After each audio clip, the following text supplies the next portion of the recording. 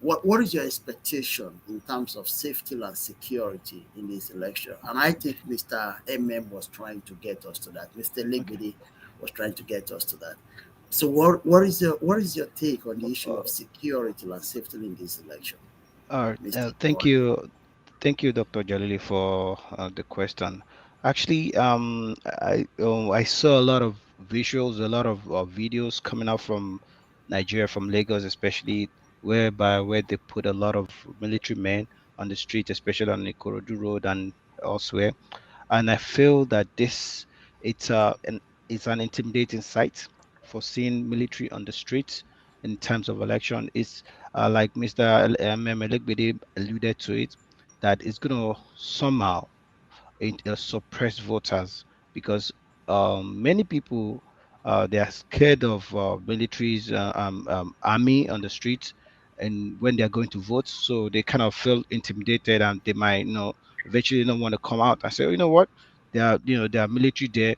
In one of the in the last rally of Ashiwaju, the one that he had in Lagos, there was one man that was caught for smoking Indian M, and they beat him blue black.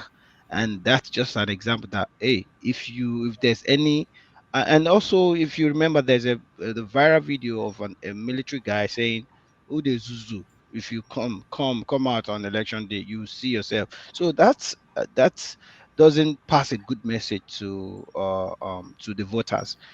This time around, I know there's a lot of there could be some little pockets of violence here and there, but I don't think it's going to be widespread that we anticipated, because this election is going to be regional. So before I want to digress a little bit quickly to talk about some of the sentiment that are going to play into this election, because I have numbers of them. So number one, so it's that, like I mentioned earlier on, the religion aspect is going to play a big role, because I see a lot of pastors and even some, to the extent some imam saying that if you vote a certain way, which I don't. For me, technically, I believe strongly that there should be a separation between religion and states. It should be a complete separation. The religious leaders should not be given a political advice. They can act in their own capacity, but not in terms of telling their congregation, say, vote this way, vote that way. I think it's, if you go down the line, it might go well with some candidate now, but if you go down the line, that's where we mix things up in terms of religion. So and it's a dividing issue for many of us in Nigeria. So going down, and then the economic issue, which Mr. Tunji alluded to it, which is the issue of the fuel scarcity, and the issue of the naira swap and the naira consification, as you mentioned it, is going to play a lot of role in this election. The youths, they are excited, they want to come out because of the NSATs, debacle that happened, the NSAS massacre in Lekki. It's they wanted to find somebody that say, oh, that's an alternative. Not like Peter Obi is the Messiah, or none of them is Messiah, but they just wanted to change from the two established parties. So it's going to play a major role. Regional sentiment, right? Because you remember that between north and south, right, a lot of people believe strongly that the power should come down to the south. So that's going to play a lot of role, that instead of staying in north, because President Buhari is from the north, he just finished his eight-year tenure, and he can't go back to the. So it's going to play a lot of role in their voting pattern. Also, if you don't know, there's a lot of dynamics. The IPOP dynamics in the southeast is going to also suppress the votes in the southeast. Many people, you remember Sama Ekwa that just made announcement that there's going to be a curfew from the 24th, which is yesterday, till up until today. And some of the iPod members also, just came out with a statement that no, they didn't say they should not participate in the election. There was no curfew. Everybody should go about their business. So regardless of whatever they say, some way, one way or the other, it's gonna suppress the vote, because some people will not go out. Oh, maybe it's a lie, maybe it's not. Because I saw a video also that the IPOP member, they were saying no election in the Biafra land. So all these pictures are not painting a good picture on there. So for that purpose, it's gonna suppress election. There's no one way or the other. Likewise, the internal crisis of all this party, both party, because if you look at it between Buhari and Ashiwaju, there there is some misunderstanding, which is through the naira policy, and it's causing some internal wrangling. The president made another, other governors are going against it. So it's, one way or the other, it doesn't all go well for that party. Likewise, on the PDP end, you can see the Wike debacle between Atiku and Wike, Dino Malai. They're, going back and forth with each other. It's going to play a lot of role. Even in Obito Obi, the dynamics of his former DG, Doyo Kupe, and also a very interesting video that just came out from one of his strong supporter. What's his name? This minister that so much talked about Ashiwaju in terms of how he was able to like organize his team. What's his name? I think just this Delta man. I apologize. Just forgot his name. Patutomi? Patu told me, yeah, the video that was, like that was corroborating, what Ashiwaju stands for, how he believes so much in him, how he's so very, powerful in terms of. So that video is going to play a lot of role in some of the things that, and some of the sentiment that Okay, some the Ashiwaju. video will come back to you. I mean, All right, so you've highlighted a number of factors, all right, so and yeah, I'll open the floor. So, but yeah, in the course of our discussion, I want to go to the numbers, so to the odd numbers in terms of number in each of these. So I'll yield the we'll floor to get the back rest to of the the. numbers, Mr. Dimeji. And so, Mr. Ayman, you started this conversation about, about security, and you obviously expressed reservation about the presence of having the security guys in the streets across the country. But the issue is this, Mr. Hemming. Don't you think that the populace, the masses are happy that the security guys are there to, to ensure that the process unfolds seamlessly? Because there have been a lot of security concerns in some part of the country, not in all parts of the country, particularly in the south, in the southeast, in some part of the north where we have issue of insurgency. Don't you think that the presence of security folks is going to give some assurance of safety without likely to encourage more voters to turn out for the election? So we'd like you to elucidate further on this, bear in mind that some of the issues that I alluded to. Over to you, Mr. Ilegbede.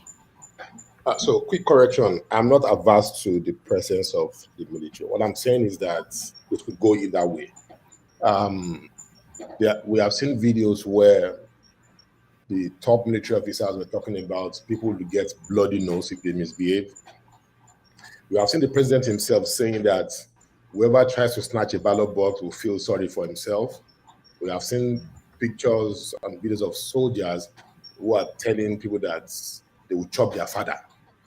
Now, all these things, I would think and I would guess they are directed to people who intend to cause trouble.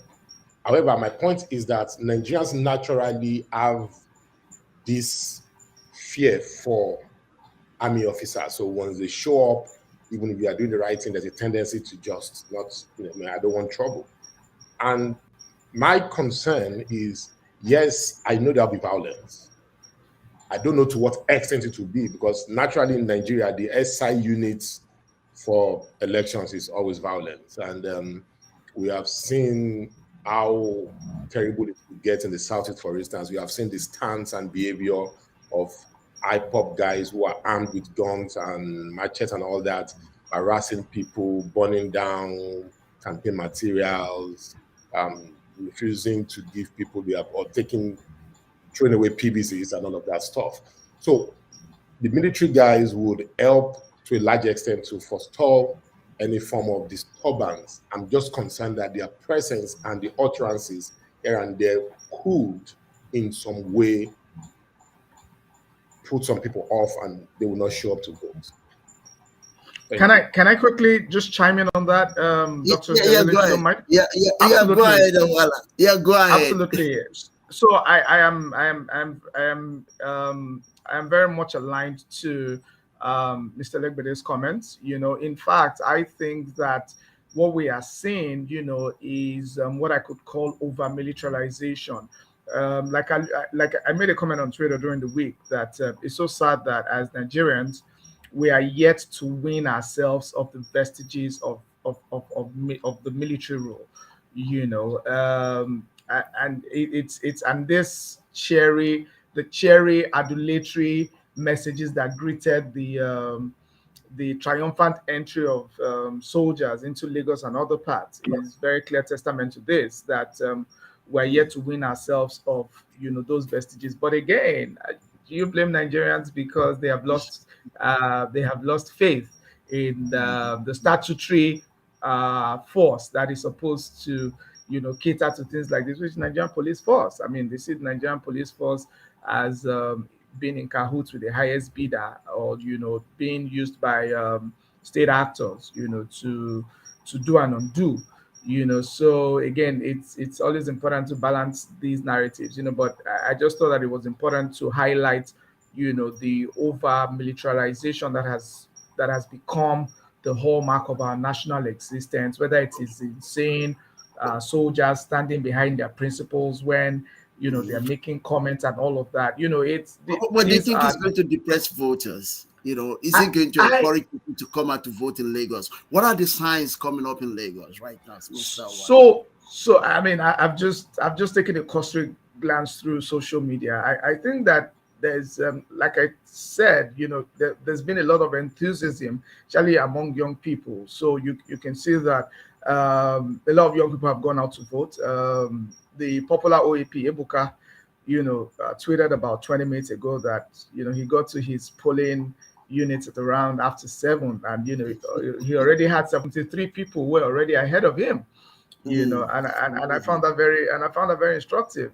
So Mm. I'm not sure that it will be strong enough to deter voters or people who have legitimate reasons to be there.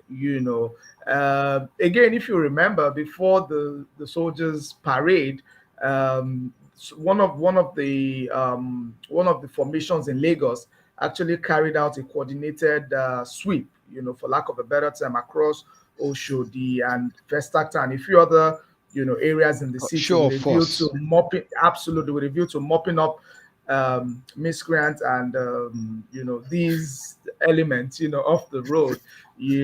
So exactly. So I'm not sure that it's strong enough to deter people who have legitimate reasons, people who want to genuinely go out and vote. But yes, I align with Mr. Legbede's assumption around the effect it could have on the psyche of some people who have a natural aversion for all things military. It could be off-putting. But I think that because the stakes are very high in this election, I'm not so convinced that the presence of soldiers and military men on the road will be strong enough to deter people from going out to vote. Okay, we'll see after the fact if that is actually the case, because we are going to be conducting opinion poll, getting to know why people voted and why they refused to vote. And one of the issues we are going to be eliciting is the role of the military men